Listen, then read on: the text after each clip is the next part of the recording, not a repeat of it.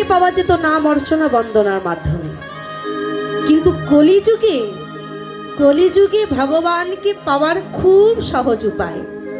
সেটা কি? সেটা ভগবান নিজ মুখে বলেছে। কলিকালে আমাদের গৌরহরি নিজ মুখে বলেছে যে কলিকালে তোমরা আমাকে পেতে গেলে ধ্যান করা লাগবে না, যজ্ঞ করা লাগবে না, তপস্যা করা লাগবে না, শুধু একটা কাজ করলে হবে। সেটা কি? ভজ শ্রীকৃষ্ণ, কহ শ্রীকৃষ্ণ, লহ শ্রীকৃষ্ণের নাম রে, যে জনা শ্রীকৃষ্ণ ভজে একমাত্র সে হয় আমার প্রাণের। গৌরহরি কিন্তু বলে নাই যে কলিকালে যে ব্রাহ্মণ হবে সে আমার প্রাণ, বলেছে? বলে নাই। কলিকালে গৌর কিন্তু বলে নাই যে বৈষ্ণব আমার প্রাণ, না। বলছে শোনো, কলিকালে জন্ম নিয়ে তোমরা যদি সংসারের মধ্যে থেকে একটু কৃষ্ণ নাম করতে পারো, কৃষ্ণকে সেবা দিতে পারো, কৃষ্ণ দর্শন করো, একমাত্র সেই তাকেই আমার প্রাণ বলে আমি গ্রহণ করি। তাহলে কলিকালে ভগবানকে পাওয়ার খুব সহজ উপায়, সেটা হচ্ছে কৃষ্ণ নাম। তাই চলুন, তাহলে আর দেরি কেন? কৃষ্ণ নাম করলেই যদি কলিকালের ভগবানকে পাওয়া যায়, তাহলে আমরা সবাই মিলে দু হাত তুলে কৃষ্ণ নাম করবো, সেই হরে কৃষ্ণ নাম। সবাই দু হাত তুলে হরে কৃষ্ণ হরে কৃষ্ণ কৃষ্ণ কৃষ্ণ হরে হরে, হরে রাম হরে রাম,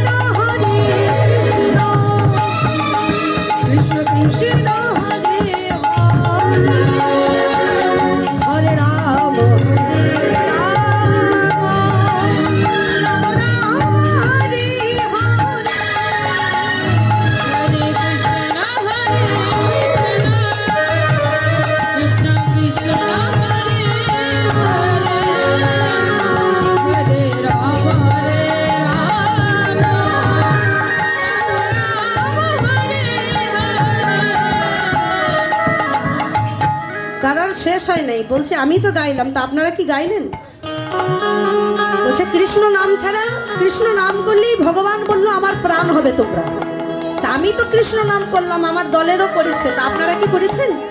আমি তো শুনতে পাইনি না, আমার তো মাইকে বাজছে, আপনাদের কাছে তো মাইক নেই। আস্তে আস্তে তাহলে একটু সবাই বন্ধ করে, বাবার একটু হাতে তালি বন্ধ করে আমার মায়েরা একটু গাইবে। হ্যাঁ, যে মায়েরা বসেছেন চেয়ারে, যারা বসেছেন, কীর্তনে চেয়ারে বসার নিয়ম না, ঠিক আছে? তাও যদি কারোর কোমর ব্যথা থাকে, শরীরে কোনো সমস্যা থাকে, একমাত্র তারাই কিন্তু চেয়ারে বসতে পারবেন।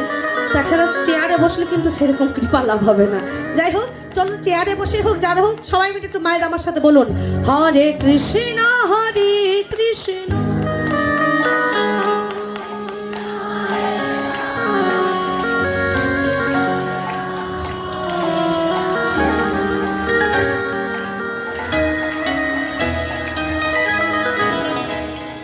এমন করে নাম করছে যেন মনে হচ্ছে কদিনই বা খাই নাই, পেটের ভেতরে মনে হচ্ছে কিছুই নাই। আপনারা কি জানেন এই কমিটি বৃন্দ সকালবেলায় বেগুন পোড়াক দিয়েছে, খেয়েছেন আপনারা? আলু ভর্তা দিয়েছে শুকনো ঝাল দিয়ে, খেয়েছেন? পাননি? ওই জন্যই মনে হয় নাম বেরোচ্ছে না গো। এবার দুপুরে যতক্ষণ না প্রসাদ না পাওয়া হবে মনে হয় ততক্ষণ জোরটা হবে না। কিন্তু একটু কৃপা করে আরেকটুকু সাউন্ডটা বাড়িয়ে মা, আরেকটু জোর গলায়, একটু হাতে তালি দিয়ে আরেকটু জোর গলায় বলুন হরে কৃষ্ণ হরে। হ্যাঁ বেড়েছে বেড়েছে, আরেকটুকু বাড়বে, আরেকটুকু। বাবা বাবা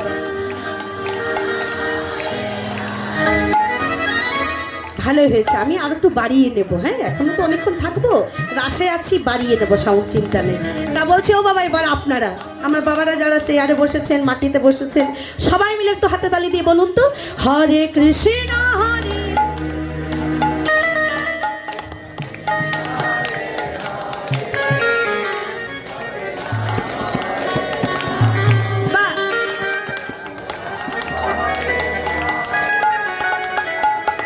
যাই হোক, আমি ভাবলাম কি একটু জোরে হবে, আমরা হয়তো হেরে যাব, কিন্তু বেশি একটা জোরে হয়নি, জিতেই আছি। রাধে, চলুন সবাই দু হাত তুলে একসাথে একসাথে হরে কৃষ্ণ হরে কৃষ্ণ কৃষ্ণ কৃষ্ণ হরে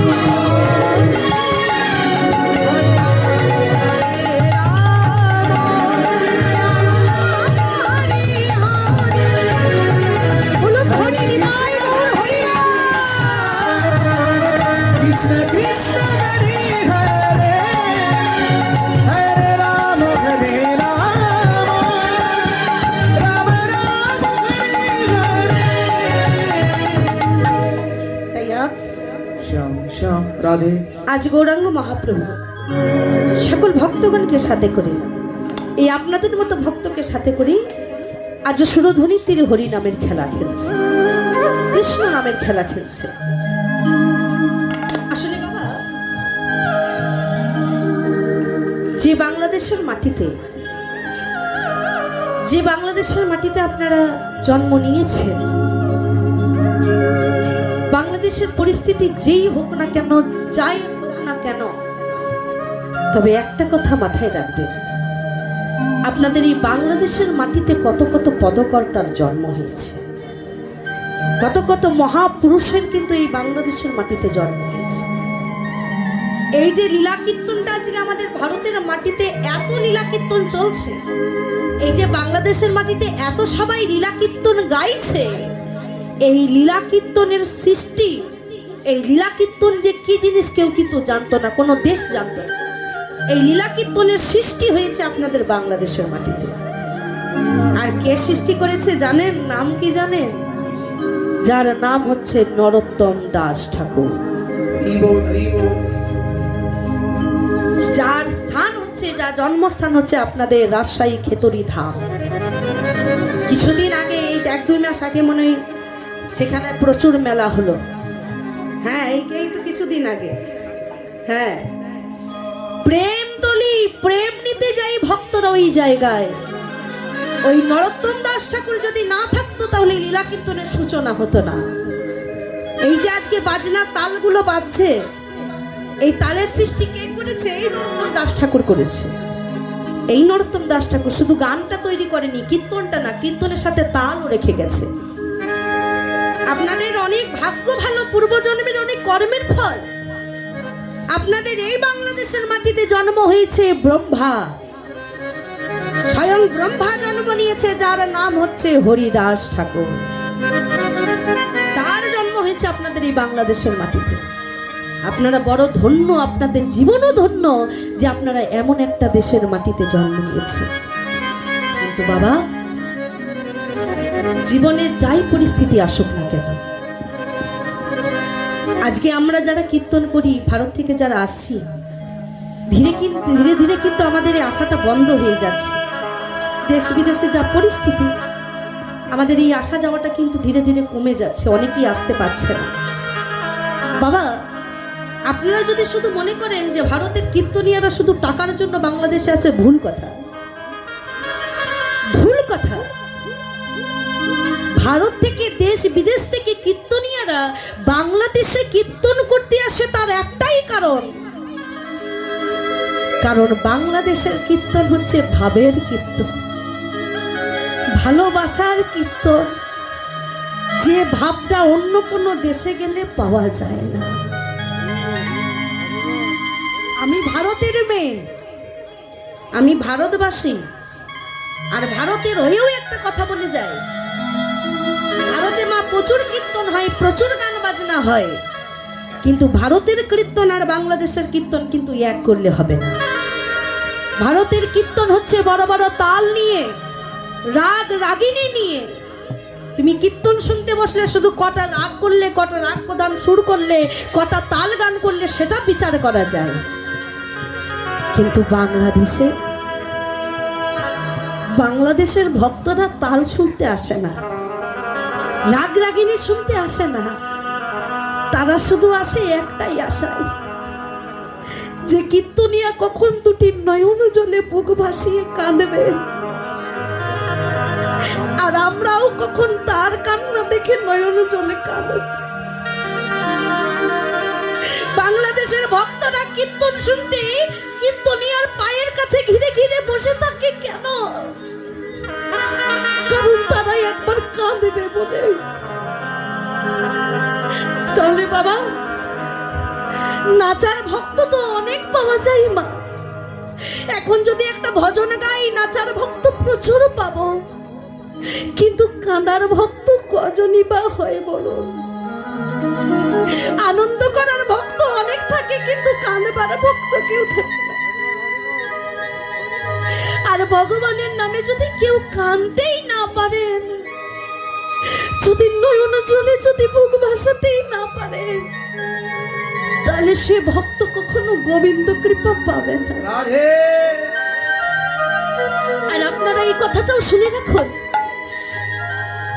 আমাদের ভক্তদের এই কথাটা জানা উচিত, জানা দরকার।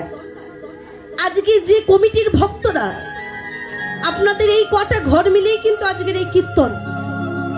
আজকে দেখবেন মা, আমরা যারা কলিকালে গোবিন্দকে ভালোবাসি, ভগবান কৃষ্ণকে দিন রাত সেবা দিই, দিন রাত উলুধ্বনি দিই, দিন রাত গোবিন্দের কাছে ভোগ লাগাই, গোবিন্দকে ডাকি, কাঁদি, বিচার করে দেখবেন বাবা, সেই ভক্তদের কপালেই কিন্তু বেশি দুঃখ কষ্ট লেখা থাকে। যারাই আমরা গোবিন্দকে ভালোবাসি, ভগবানের নাম করতে ভালোবাসি, দেখবেন এই আমাদের কপালে একটু বেশি দুঃখ থাকে। তাই মাঝে মাঝে আমরা বিরক্ত হয়ে বলি, ওরে আমি এত ভগবানকে ডাকি, আমার কপালে এত দুঃখ, কিন্তু আমার পাশের বাড়ি যেজন কৃষ্ণ নাম করে না, হরি নাম করে না, তার কত উন্নতি। কি গো মা, বলি না যে আমার পাশের বাড়ি যেজন কীর্তন শুনতে যাই না, ভগবানের নাম করে না, তার কত উন্নতি। শুনে রাখুন বাবা, এই কথাটা ভুল, একটু মন দিয়ে শুনবেন।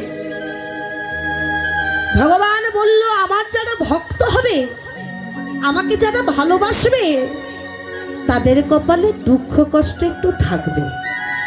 কেন থাকবে? ভগবান বলল, রে তোরা যতক্ষণ সুখে থাকবি, আনন্দে থাকবি, ততক্ষণ কিন্তু কেউ তোরা আমার চরণে আসবি না। তোরা আমার কাছে তখনই আসবি যখন তোরা কষ্ট পাবি, দুঃখ পাবি, জ্বালা পাবি, যন্ত্রণা পাবি।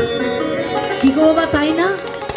সুখে থেকে কিন্তু কেউ আমরা গোবিন্দকে ডাকি না, কিন্তু সুখের মধ্যে যদি আমরা একটু দুঃখ কষ্ট পাই, তখনই আমরা গোবিন্দকে বলি, হে গোবিন্দ কৃপা করো। ভগবান বলল, তোরা যদি দুঃখে থেকেই যদি আমাকে ডাকিস, তাহলে দুঃখ কোনোদিন তোদের পিছু ছাড়বে না। আর তারপরেও কলিকালের ভগবান গৌরাঙ্গ মহাপ্রভু ওমা গৌর হরি নিজের মুখে বলে গেল যে আমি প্রত্যেকটি মানব জীবনে, মানবের দেহেতে দুটো কলসি বেঁধে দিয়েছি, একটা পাপের কলসি, একটা পুণ্যের কলসি। তোরা যতবার কষ্ট পাবি, যতবার আমার চরণে এসে কাঁদবি, ততই ধীরে ধীরে তোদের পাপের কলসি খালি হয়ে যাবে। আর একবার যদি তোদের কাঁদতে কাঁদতে পাপের কলসি খালি হয়ে যায়, তাহলে আমি তোদেরকে আমার চরণে বৈকুণ্ঠ ধামে প্রাপ্ত করে দেব। হৃদয় বলতে হরি বল, হরি বল।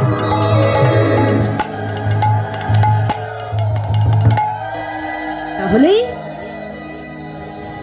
কাঁদছেন মানে ভেবে নেবেন, দুঃখ কষ্ট পাচ্ছেন মানে ভেবে নেবেন যে আপনার কৃষ্ণ নামটা সঠিক হচ্ছে। আর মাগো, কলিকালে আপনি যদি কৃষ্ণ নাম করেন, হরি নাম করতে চান, আপনাকে বাধা দেওয়ার মানুষ অভাব থাকবে না। এটা আমরা মহিলারা, আমরা নারীরা কিন্তু ভালো করেই জানি, কি গো মা, তাই না? যদি প্রতিদিন 2-3 দিন যদি আপনি তিলক করেন, 2-3 দিন যদি মালা জপ করেন, আর পাড়ার লোক যদি একবার দেখে নেয়, দেখবেন শুরু হয়ে যায়, বাবা তিলক পরা ধরেছে আবার, মালা জপ করে, সাধু হবে সাধু। কি গো মা, বলে না? পাড়ার লোক তো দূরের কথা, ঘরের লোকই আগে বলবে। কিন্তু শুনে রাখুন, যখনই আপনি দেখবেন যে আপনি হরিনাম করছেন আর কোনো লোক আপনাকে হরিনামে এসে বাধা দিচ্ছে, তখনই বুঝে যাবেন যে আপনার হরিনামের পথটা আরো পরিষ্কার হচ্ছে। কেন? কারণ যে নামে বাধা নাই, যে কৃষ্ণ নামে বাধা আসবে না, সেই কৃষ্ণ নামের আনন্দ মিলবে না। যত বাধা আসবে, যত আপদ আসবে, আর ওই বাধা পেরিয়ে যখন জোর করে আপনি ভগবানকে ভালোবাসতে যাবেন, ভগবানকে ডাকবেন, দেখবেন আপনার ডাকে গোবিন্দ আপনার হৃদয় ঘরে আসবেই আসবে। এটা গোবিন্দ নিজের মুখে প্রকাশ করেছে। তাই বাধা আসুক, যতই বাধা আসুক, যতই বিপদ আসুক না কেন, আমরা মুখে বলবো আর গাইব। কি গাইব? আহা ভজ শ্রী কৃষ্ণ, কহ শ্রী কৃষ্ণ, লহ শ্রী কৃষ্ণের নামে।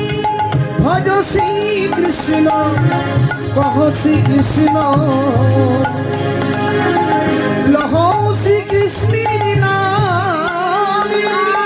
ভজ শ্রী কৃষ্ণ, কহ শ্রী কৃষ্ণ, লহ শ্রী কৃষ্ণের